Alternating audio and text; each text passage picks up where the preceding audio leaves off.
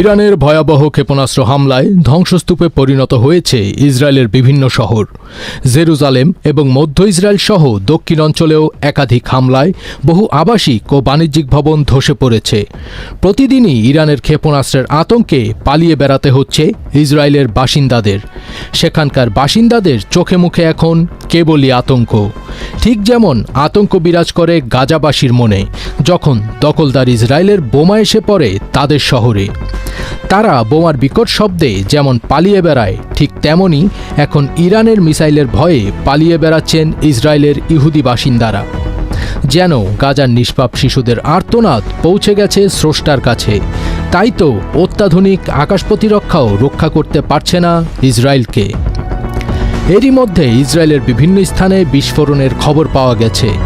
ধারণা করা হচ্ছে যে এই হামলায় ইরান ক্লাস্টার বা গুচ্ছ বোমা ব্যবহার করেছে।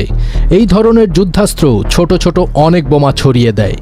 মধ্য ইসরায়েলের অন্তত ৮টি স্থানে ক্ষেপণাস্ত্রের ধ্বংসাবশেষ বা বিস্ফোরক আছড়ে পড়েছে।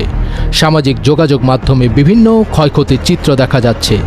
এর আগে উত্তর ইসরায়েলের বেশ কিছু এলাকায় সতর্কতা সংকেত জারি করা হয়েছিল।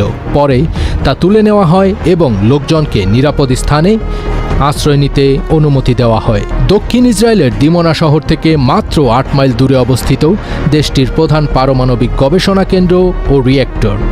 ইসরায়েলের অন্যতম সুরক্ষিত এই অঞ্চলের আকাশসীমায় ফাটল ধরিয়ে আছড়ে পড়েছে ইরানের দুটি ব্যালিস্টিক ক্ষেপণাস্ত্র। দিমনা এবং নিকটবর্তী আরাদ শহরের আবাসিক এলাকায় এই ক্ষেপণাস্ত্রের আঘাতে দম্ভচূর্ণ হয়েছে ইসরায়েলের বহুল আলোচিত আকাশ প্রতিরক্ষা ব্যবস্থার। ২১ মার্চ রাতের ওই হামলায় অন্তত ১৭৫ জন আহত হয়েছেন, যাদের মধ্যে ১০ জনের অবস্থা আশঙ্কাজনক। ইসরায়েলি সামরিক বাহিনী স্বীকার করেছে তারা ক্ষেপণাস্ত্রগুলো ঠেকাতে চেষ্টা করেছিল, কিন্তু সফল হয়নি।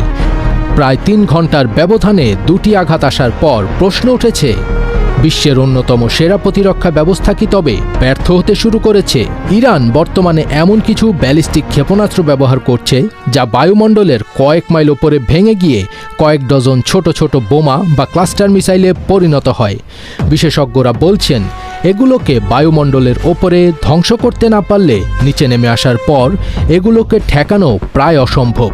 এছাড়া কিছু ইরানি ক্ষেপণাস্ত্র তো পথ পরিবর্তনের ক্ষমতাও রাখে, যা ইন্টারসেপ্টরের হিসাব ওলটপালট করে দিচ্ছে। কাজে আসছে না ইসরায়েলের আয়রন ডোমও। ফার্স্ট বিট তাজ, ATN বাংলা।